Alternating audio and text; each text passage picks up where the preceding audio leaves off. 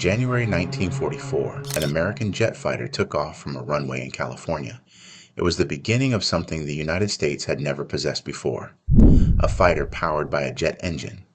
More than 80 years later, America is developing the F-47, a stealth fighter designed to operate alongside unmanned aircraft in combat. Between these two aircraft lies one of the most extraordinary evolutions in military aviation history.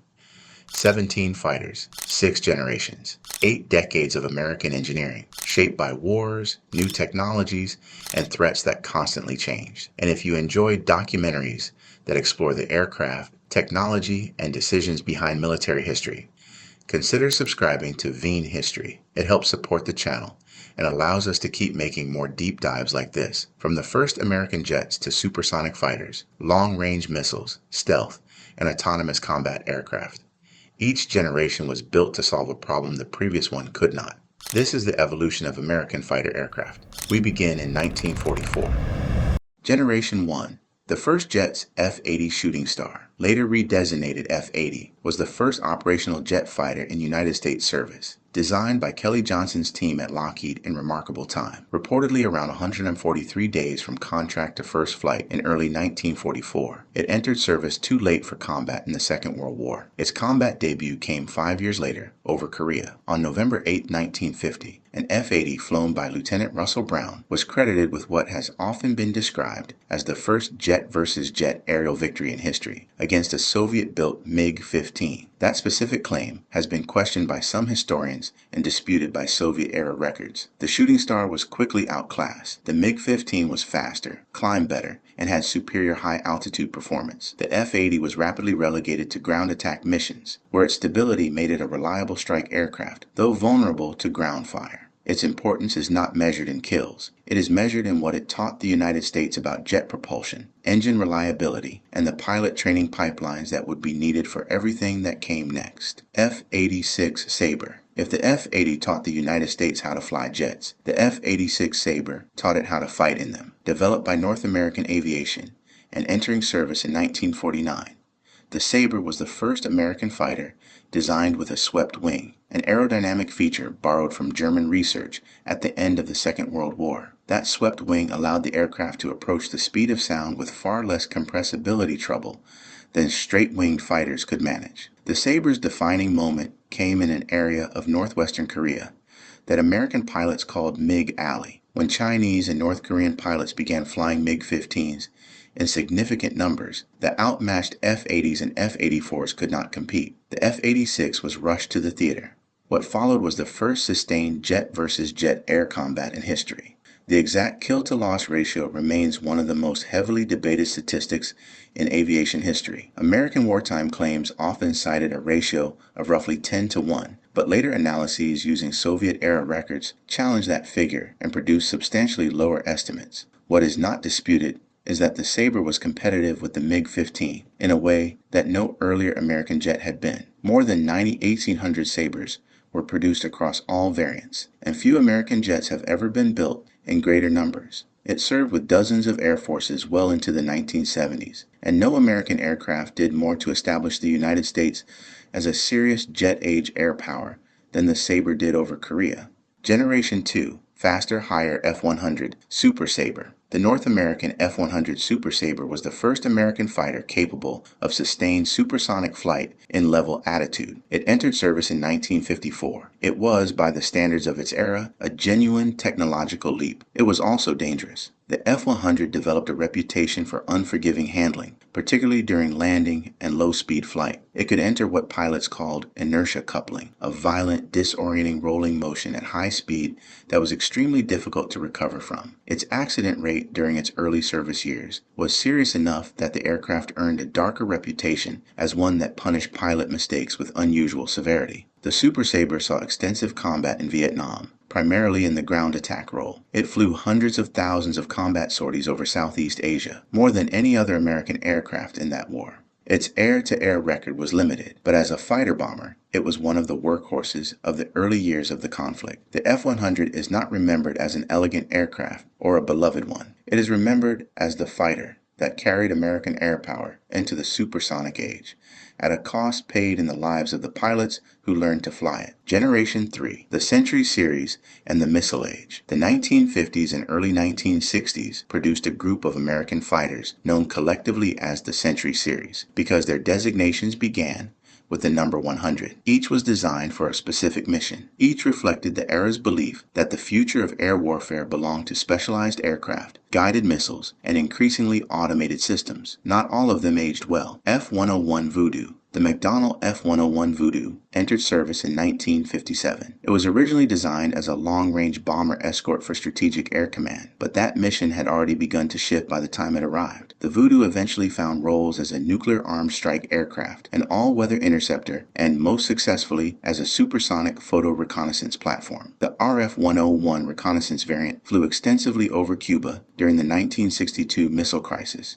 and over Vietnam in the early years of that war. It was fast, could carry substantial camera equipment, and at low altitude was difficult to intercept. The fighter and interceptor variants had a more mixed reputation, but the reconnaissance mission is where the Voodoo genuinely earned its place in American aviation history. F-102 Delta Dagger, the first American operational fighter designed with a delta wing, and one of the earliest American fighters designed around an internal missile armament. It entered service in 1956, intended to intercept Soviet bombers approaching North America over the Arctic. The early F-102 program was in serious trouble until the application of a design principle called the area rule, which required a specific Coke bottle shape to the fuselage to reduce transonic drag. The area rule dramatically reduced that drag and helped the redesigned aircraft achieve its supersonic performance goals. The F-102 served primarily with Air Defense Command in the continental United States and with Allied air forces. Its combat exposure was limited. It is best remembered today as a stepping stone toward better delta wing designs. F-104 Starfighter is an aircraft we have covered in detail in a separate video on this channel. The short version, for the purposes of this list, is this. Designed by Kelly Johnson at Lockheed's Skunk Works, the F-104 was among the most extreme fighter designs of its era. Extraordinarily thin wings, a missile-shaped fuselage, and the ability to sustain Mach 2 flight in level attitude. In American service, it had a relatively brief and limited career. Its darker legacy came from foreign service, particularly with West Germany, where the aircraft's design compromises collided with mission profiles it had not been built for. That story, and the procurement scandal that surrounded it, is one of the more painful chapters in Cold War aviation. If you have not seen our full video on the F-104, it is worth watching. The Republic F-105. Thunder Chief was the largest single-seat, single-engine combat aircraft in American service in its era. It was designed as a supersonic nuclear strike bomber, capable of penetrating Soviet air defenses at high speed and low altitude to deliver a tactical nuclear weapon. It ended up flying an entirely different war. Over Vietnam, the F-105 became the primary strike aircraft of the Rolling Thunder bombing campaign against North Vietnam. It was fast, carried substantial conventional bomb loads, and was often used to strike heavily defended targets in the Hanoi area. Losses were severe. Of the roughly 833 F-105s built, more than 380 were lost during the war, including both combat and operational losses. That figure reflects the intensity of North Vietnamese air defenses more than any flaw in the aircraft itself. The F-105 was not designed for the war it fought. It flew that war anyway, at enormous cost to the pilots who flew it. F-106 Delta Dart. The Convair F-106 Delta Dart was the ultimate development of the Delta Wing interceptor line that had begun with the F-102. It entered service in 1959, designed for one specific mission, intercepting Soviet bombers over North America, guided by the semi-automatic Sage ground control system. Within its narrow mission, the F-106 was highly effective. It was fast, had good high-altitude performance, and was integrated into one of the most sophisticated air defense networks ever built. It served with Air Defense Command and the Air National Guard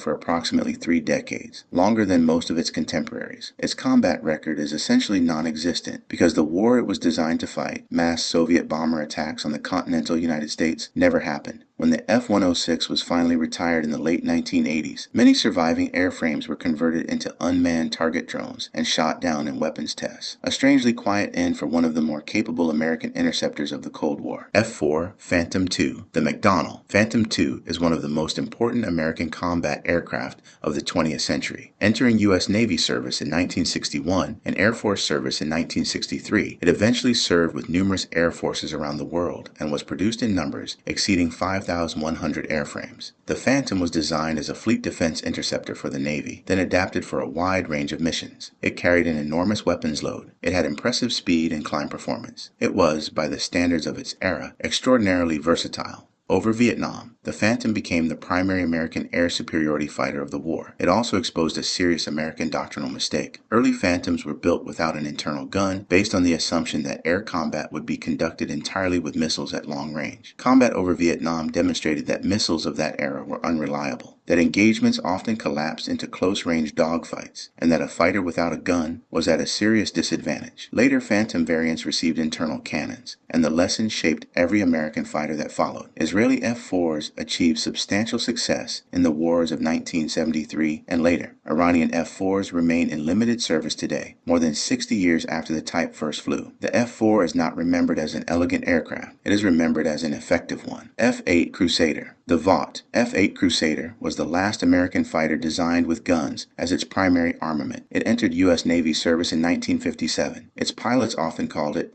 the last of the gunfighters. The Crusader was a single-engine, high-performance carrier fighter with a variable incidence wing. The entire wing could be tilted up during carrier operations to improve pilot visibility and reduce landing speed. It was fast, agile, and, in the hands of well-trained pilots, extremely effective in air combat. Over Vietnam, F-8s achieved multiple confirmed victories against North Vietnamese MiG-17s and MiG-21s. Crusader pilots often argued that their aircraft, with its guns and its focus on classical air combat, was better suited to Vietnam-era engagements than the more complex F-4 Phantom. The Crusader was retired from U.S. Navy service in 1976. French Navy F-8s served considerably longer, remaining in operational use until 1999. It represented a specific philosophy of air combat that the American military was already moving away from by the time it retired. Generation 4, the Teen Series. By the late 1960s, the United States military had absorbed the hard lessons of Vietnam. Missiles were not always reliable. Guns still mattered. Maneuverability mattered. Pilot situational awareness mattered, and specialized single-mission aircraft were often outperformed by more versatile design. The result was the fourth generation, a group of American fighters that would define Western air power for the next 40 years. F-14 Tomcat. The Grumman F-14 Tomcat entered service in 1974. It was designed around a specific problem: Soviet long-range bombers armed with anti-ship missiles that could threaten American carrier groups from beyond visual range. To defeat that threat, the Tomcat was built to carry the AIM-54 Phoenix, a long-range air-to-air missile with a publicly stated range of around 100 miles. Grumman paired it with the AN/AWG-9 radar, which could reportedly track multiple targets simultaneously and engage several with Phoenix missiles at once. Its most distinctive feature was its variable sweep wing, which could sweep back for high-speed flight or extend forward for carrier operations. The system was complex and maintenance-intensive and contributed significantly to the Tomcat's high operating costs. U.S. Navy F-14s scored 4 confirmed air-to-air victories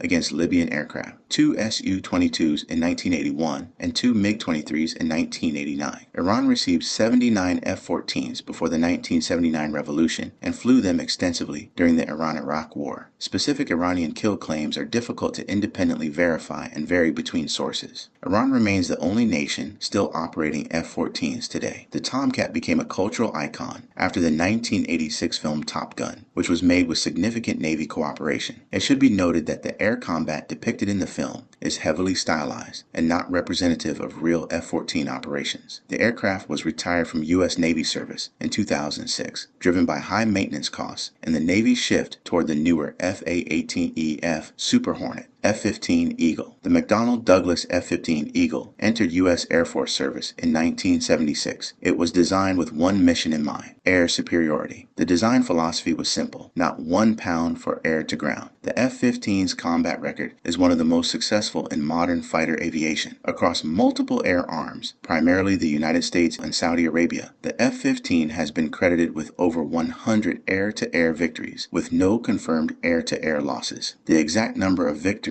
and the specifics of some engagements are debated across sources, but the general pattern of dominance is not seriously disputed. Israeli F-15s destroyed a significant number of Syrian aircraft in the 1982 Lebanon War. American F-15Cs achieved multiple victories in the 1991 Gulf War. The aircraft has remained in frontline service for nearly 50 years. Later variants, particularly the F-15E Strike Eagle, added significant ground attack capability. The most recent variant, the F-15X Eagle II, entered U.S. Air Force service in 2024, meaning the design first flown in the early 1970s remains in active production today. F-16 Fighting Falcon. The General Dynamics F-16 Fighting Falcon entered U.S. Air Force service in 1978. It was originally conceived as a lightweight, low-cost complement to the F-15, a fighter that could be built in large numbers and operated by Allied air forces around the world. That is roughly what happened. The F-16 has been operated by more than 24 countries. Production numbers exceed 4,600 airframes. It is one of the most widely deployed fighter aircraft in modern history. The F-16 introduced several features that were unusual for their era. It was the first production fighter to use fly-by-wire flight controls, meaning that pilot inputs were interpreted by an electronic system before being translated into control surface movements. Its cockpit used a reclined seat and a side stick controller, designed to help the pilot handle high-G maneuvering. Its bubble canopy provided exceptional visibility. Israeli F-16s participated in the 1981 Osirak raid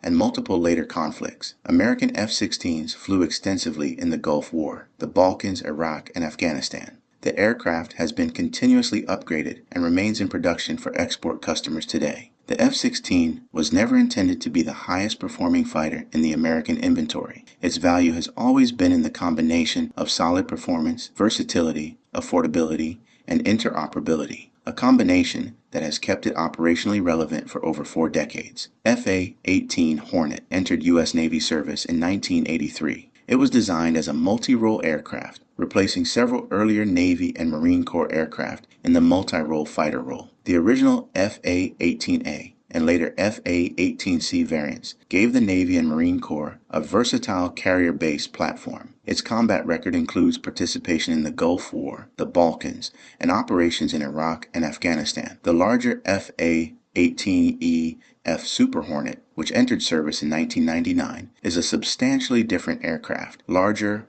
longer ranged, with more powerful engines and updated systems. The Super Hornet eventually took over many of the Tomcat's fleet defense and strike roles, and remains the primary strike fighter of the U.S. Navy today. The Hornet family's importance is measured in versatility and sustainability. A single Super Hornet can fly air-to-air missions, air-to-ground strike missions, tanking missions, and electronic attack missions, depending on configuration. That kind of multi-role flexibility is exactly what carrier aviation has needed in the post-Cold War era. Generation 5 F-22 Raptor. The Lockheed Martin F-22 Raptor entered U.S. Air Force service in 2005. It was the first operational fighter designed from the ground up around low observable or stealth technology. The F-22 combines stealth, supersonic cruise without afterburner, thrust vectoring engines, and a sophisticated sensor suite. Its design goal was air superiority in the presence of advanced surface-to-air missile systems and hostile fighters, a mission environment that had emerged as the primary concern of American air planners in the 1990s. The Air Force ultimately received 187 operational F-22s. The production line was shut down in 2011, primarily due to cost. Each aircraft cost, by various estimates including R&D, well over $100 million, and the geopolitical assumptions that had driven the program's original size had changed by the time production was being decided. The F-22 has seen limited combat use, primarily in strike roles against ground targets in Syria and Iraq. In February 2023, an F-22 used an AIM-9X to shoot down a Chinese surveillance balloon over the United States. That engagement was not conventional air-to-air combat, and the F-22 has not fought another manned fighter in the air-to-air role. Its performance in exercises has been described in various open-source reports as extremely favorable, particularly in beyond visual range engagement scenarios. How much of that performance would translate into actual combat against a peer adversary remains, by definition, untested. F-35 Lightning II.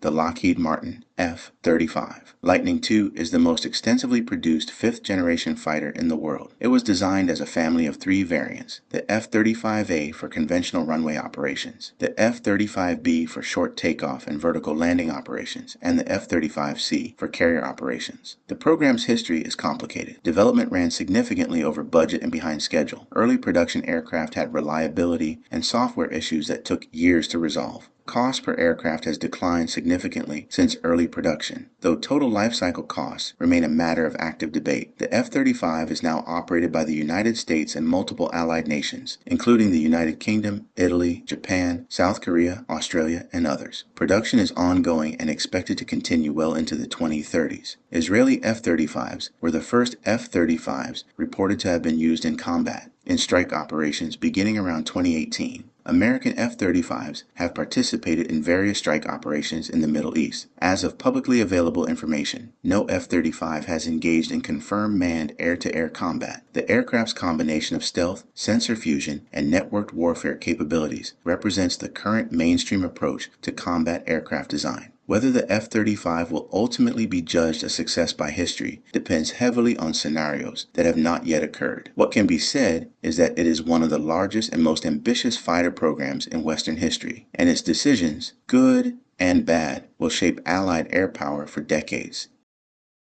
Generation 6 F-47. In March 2025, the United States government announced that Boeing had been awarded the contract to develop the manned component of the Next Generation Air Dominance program. The aircraft has been publicly designated the F-47. The F-47 is still in development. It is not operational. It is intended to replace the F-22 in the air superiority role, and it is designed to operate alongside unmanned collaborative combat aircraft, a family of autonomous drones intended to fly with the manned fighter and extend its reach. Specific technical details remain limited in the public domain. Much of the program is classified. Any specific claims about F-47 speed, stealth, weapons capacity, or performance should be treated cautiously. What is publicly clear is the strategic intent behind the program. The aircraft is being designed for a future in which the United States may face peer or near-peer air forces, particularly China. Delivery and operational timelines can change, and much of what will define the F-47's actual capabilities has not yet been publicly demonstrated. Boeing's selection over Lockheed Martin, which produces both the F-22 and F-35, was one of the more consequential defense decisions of the decade. The program is expected to run for many years.